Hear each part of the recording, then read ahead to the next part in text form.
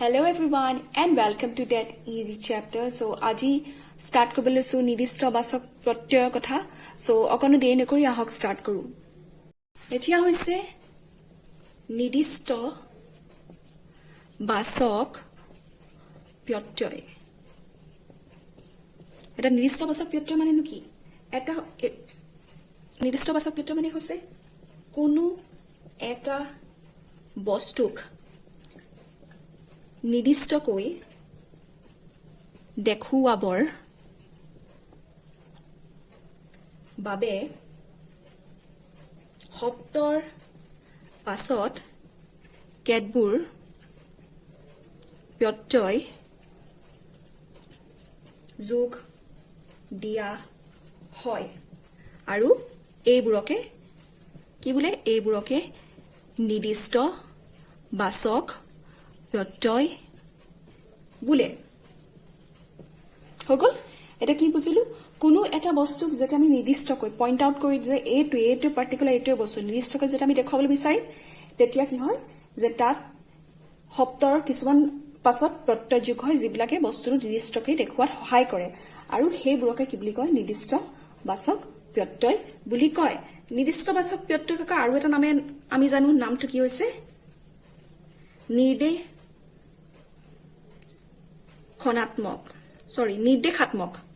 নিৰ্দেশাত্মক প্ৰত্যয় নিৰ্দেশনাত্মক নহয় দেই নিৰ্দেশাত্মক প্ৰত্যয় বোলে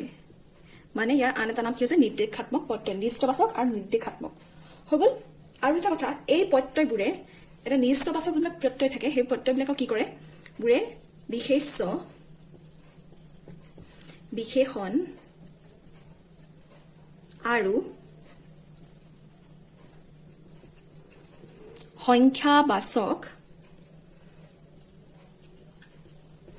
শব্দৰ উপৰিও কি কৰে দ্বিতীয় পুৰুষৰ বাহিৰে আন কিছুমান সৰ্বনামৰ পাছত যোগ হয় হগল এটা গম পালো যে নিৰ্দিষ্ট বাচক পত্ৰটো কি নিৰ্দিষ্ট বাচক পত্ৰৰ কথা কি ক'লে যে কোনো এটা বস্তু নিৰ্দিষ্টকৈ যেটা দেখাবলৈ হয় কোনো এটা বস্তু আমি যেটা আঙুলিটো নিৰ্দিষ্টকৈ আমি দেখুৱাই দিওঁ যে এইটোৱে বস্তু সেইটো সো তেতিয়া কি হয় যে তাত কি কৰিব লাগে কেতবোৰ প্ৰত্যয় যোগ হয় বুলি কৈছে যেটো নিৰ্দিষ্টকৈ দেখুৱাত সহায় কৰে আৰু সেইবিলাকে নিৰ্দিষ্ট বাচক প্ৰত্যয় বোলে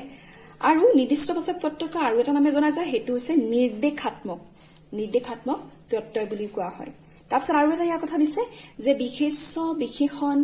আৰু সংখ্যাবাচক শব্দৰ উপৰিও দ্বিতীয় পুৰুষৰ বাহিৰে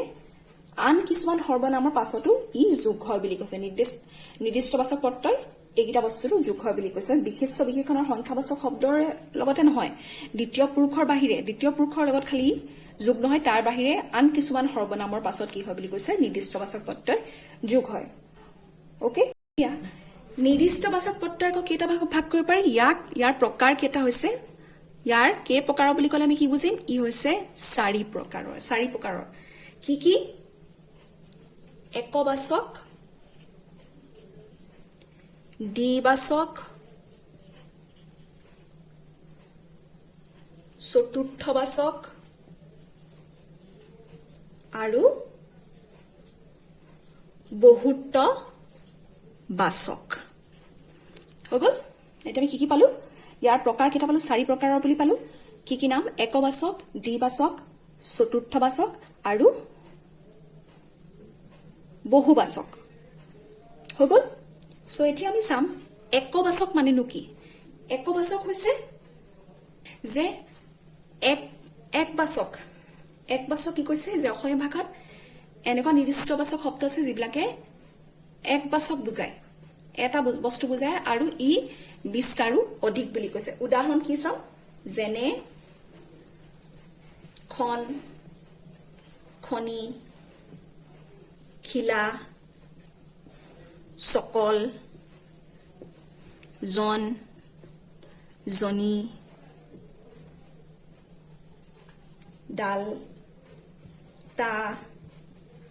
T. So, উদাহৰণ মই কেইটামান দি দিছো যে খন খনি এখন দুখন মানে তেনেকে আমাক কি কৈছে নিৰ্দিষ্টকে বুজাইছে খন খনি খিলা সকল সো এইকেইটা কি হৈছে যে এইকেইটাই নিৰ্দিষ্টকে বুজাই দিছে আৰু এইকেইটা হৈছে একবাচক হৈ গ'ল এটা একবাচকটো বুজি পালো যে অসমীয়া ভাষাত এটা বুজাবলৈ যেতিয়া আমি এটা বুজাবলৈ চেষ্টা কৰো তেতিয়া তাত কি বহে যে এইবিলাক আমি বহাও তাত হৈ গ'ল এতিয়া আমি কি চাম এতিয়া আমি চাওঁ আৰু অকমান ইয়াত ডিটেইলকে পঢ়ো খন খনি মানে কি হৈছে যেতিয়া কোনোবা এটা বহল কিন্তু চেপেটা বা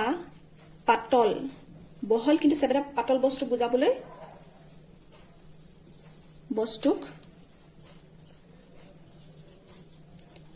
কি হয় খন বা খনিটো কি কৰে ব্যৱহাৰ কৰে হৈ গ'ল যেনে কিতাপখন নৈখন চাদৰখন হৈ গ'ল এতিয়া বুজি পালো যে এটা বুজাবলৈ যেতিয়া খন আৰু খনিটো সাধাৰণতে কিহৰ লগত কৰে বুলি কৈছে বহল যিকোনো বস্তু বহল কিন্তু চেপেটা বা পাতল তেনে বস্তু বুজাবলৈ খন খনি ব্যৱহাৰ কৰা হয় যেনে কিতাপখন নৈখন চাদৰখন হৈ গ'ল সো এতিয়া আমি নেক্সটৰ ফালে যাওঁ বাচকটো হৈছে একেলগে যেতিয়া আমি কি কৰো দুটা বস্তুৰ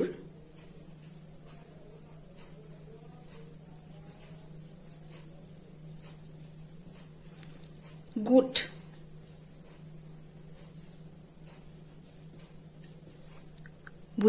বুজাবলৈ একেলগে দুটা বস্তুৰ গুট বুজাবলৈ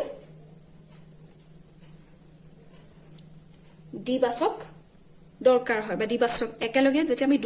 দুটা বস্তু বুজাবলৈ নিৰ্দিষ্ট বাচক প্ৰত্যয় ব্যৱহাৰ কৰো আৰু হেতু কি হৈছে দ্বিবাচক বুলি কৈছে সেই প্ৰকাৰটোক আমি দ্বিবাচক বুলি ক'ব পাৰো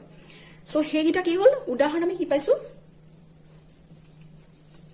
উদাহৰণ যদি চাও উদাহৰণ স্বৰূপে আমি কি চাইছো উদাহৰণ স্বৰূপে যদি আমি চাও তেতিয়া হৈছে জুৰি হাল আৰু যুগল হৈ গ'ল এই দুটা বস্তু এইকেইটা বস্তু কি বুজায় জুৰ আৰু জুৰি বুলি ক'লে দুটা বস্তু বুজায় গম পাইছো হাল বুলিলেও দুটাক বুজায় যুগল বুলিলেও দুটা বুজায় হৈ গ'ল সো এতিয়া আমি কি বুজি পালো একবাচক মানে হৈছে যে য'ত একবাচক প্ৰত্যয়ত কি হয় এটা বস্তু বুজাবলৈ সেই নিৰ্দিষ্ট বাচক প্ৰত্যয়টো ব্যৱহাৰ কৰে আৰু দ্বিবাচকত কি কৰে যে দুটা বস্তু গুট বুজাবলৈ সেই নিৰ্দিষ্ট দ্বিবাচক শব্দটো বা সৰ্গটো ব্যৱহাৰ কৰে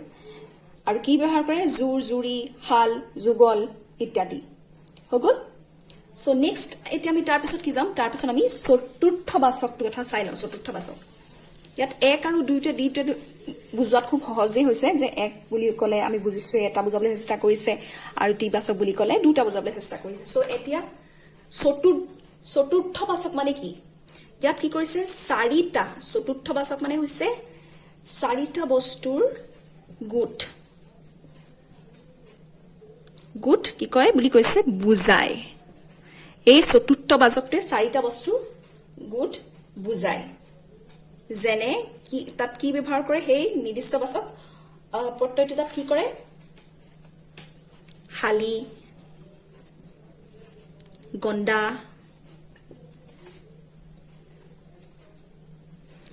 অৰা আদি আপোনালোকেও মোক আৰু জনাব যদি বেলেগ বেলেগ আপোনালোকেও পাইছে সো এইকেইটা মই দিছো সো কি কয় যেনেকে তামোল গণ্ডা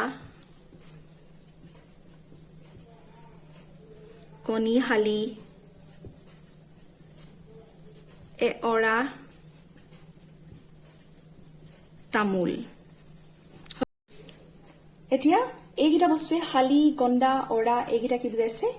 ইয়াত চাৰিটা বস্তুৰ গুটক বুজাইছে যে তামোল গণ্ডা মানে চাৰিখিলা তামোলৰ কথা চাৰিটা তামোলৰ কথা কণিহালি মানেও অৰা তামোল মানেও ইয়াত কি কৰিছে যে 4টা বস্তু গোটক বুজাইছে হৈ গ'ল ঠিক তেনেদৰে বহুত্ববাচকটো কি আমি এটা হেতু চাবলৈ চেষ্টা কৰো বহু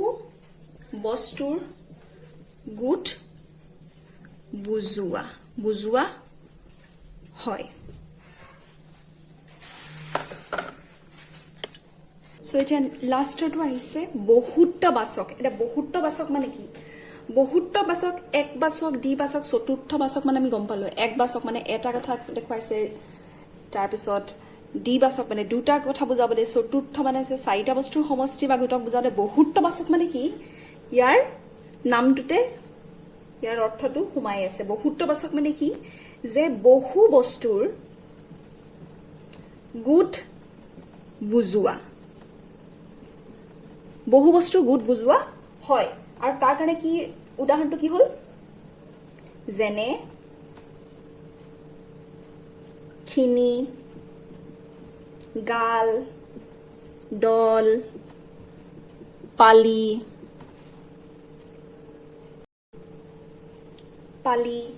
তাৰপিছত নেক্সটটো আহিলে কি আমি চাওঁ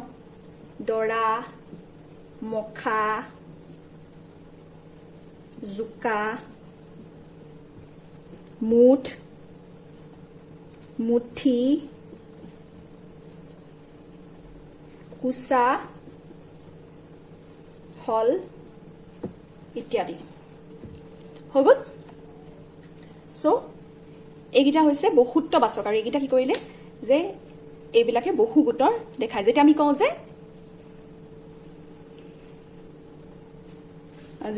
যে চুলি কুচা এতিয়া আমি কি কৰো চুলি কুচা মানে আমি বহুত চুলি কথা বুজাইছো আমি তাক গন্তি কৰিব নোৱাৰো যে বহুখিনি বস্তু আমি একেলগে বুজাই দিছো চুলি কুচা তাৰপিছত চাউল দৰা বা চাউল দৰা আছে ধান দৰা তাৰপিছত মখা বুজাও খিনি সো সেইকেইটা কি বুজায় বহু বস্তু আমি একেলগে আমি পাৰ্টিকুলাৰলি এটা দুটা তেনেকুৱা বুলি আমি নুবুজাওঁ আমি একেখিনি এগালমান বস্তুক আমি একেলগে এটা গোট হিচাপে দেখাবৰ কাৰণে আমি কি কৰোঁ যে এইকেইটা বহুত্ববাচক আমি ব্যৱহাৰ কৰোঁ বহুত্ববাচক মানে এইকেইটা আমি নিৰ্দিষ্টবাচক প্ৰত্যয় আমি ব্যৱহাৰ কৰোঁ সো হৈ গ'ল এতিয়া আমি বুজি পালো আৰু নিৰ্দিষ্টবাচক প্ৰত্যয় মানে কি হৈছে কোনোবা এটা বস্তু নিৰ্দিষ্টকে আমি যেটা বুজাবৰ কাৰণে আমি কি কৰোঁ যি ব্যৱহাৰ কৰোঁ যি প্ৰত্যয় আমি ব্যৱহাৰ কৰোঁ তাকে কি কৈছে নিৰ্দিষ্টবাচক প্ৰত্যয় বুলি কৈছে সো ইয়াৰ প্ৰত্যয় নিৰ্দিষ্টবাচক প্ৰত্যয় আকৌ 4টা প্ৰকাৰ আছে 4টা প্ৰকাৰ হৈছে একবাচক দ্বিবাচক চতুৰ্থবাচক আৰু বহুত্ববাচক একবাচক মানে হৈছে যেতিয়া আমি এটা বস্তু বুজাবলৈ চেষ্টা কৰোঁ তেতিয়া আমি একবাচক যোনবিলাক প্ৰত্যয় আছে অলৰেডি আমি এইখিনি ডিসকাস কৰিলো সেইখিনি আমি তাত বহাই দিওঁ দ্বিবাচক যেতিয়া আমি দুটা বস্তুক আমি এটা গোট হিচাপে আমি যদি ব্যৱহাৰ কৰিব লওঁ তাত সেই দ্বিবাচক যোনটো প্ৰত্যয় আছে সেইটো আমি ব্যৱহাৰ কৰোঁ চতুৰ্থবাচক মানে চতুৰ্থ 4টা বস্তুৰ সমষ্টিক আমি দেখাবৰ কাৰণে চতুৰ্থবাচক যোনটো মানে নিৰ্দিষ্টবাচক প্ৰত্যয় যোনটো আছে সেইটো আমি ব্যৱহাৰ কৰোঁ বহুত্ববাচক এতিয়া এই বহুত্ববাচক গম পালে খিনি গাল দল পালি দৰা মখা জুখা সো এই গোটেইখিনি আমি কি কৰোঁ যে বহুত্ববাচক বুজাবৰ কাৰণে আমি কি কৰোঁ ব্যৱহাৰ কৰোঁ সো ইমানে আছে নিৰ্দিষ্টবাচক প্ৰত্যয় আৰু তাতকৈ বেছি আমাৰ জনাৰ যেহেতু দৰকাৰ নাই যেহেতু আমি এতিয়া এক্সাম আহি আছে আৰু হেতু হিচাপতে আমি এটা পঢ়িব লাগিব আমি গোটেই সব বস্তু পঢ়িলে নহব যিবিলাক আমাৰ এক্সাম পাৰ্সপেক্টিভত আমি পঢ়িব লাগিব সো নিৰ্দিষ্টবাচক প্ৰত্যয়খিনি ইমানেই আছিল সো নেক্সট আকৌ কি আপোনালোকে চাব বিচাৰে আপোনালোকে জনাব নহলেও মই মোৰ ফালৰ পৰা আৰু কেইটামান ভিডিঅ' দিবলৈ চেষ্টা কৰিম সো আজিলৈ ইমানেই যদি ভাল পালে তেনেহলে আপোনালোকে মোক লাইক কৰিব আৰু কমেন্ট কৰি জনাব আৰু যদি এতিয়াও আপোনালোকে মোৰ চেনেলটো সাবস্ক্ৰাইব কৰা নাই তেনেহলে সাবস্ক্ৰাইব কৰিবলৈ নেপাহৰিব আৰু মই বহুত কষ্ট কৰি বনাই আছো সো আপোনালোকে প্লিজ যিমান পাৰে সিমান শ্বেয়াৰ কৰিব সো ইমানেই আছিল থ্যাংক ইউ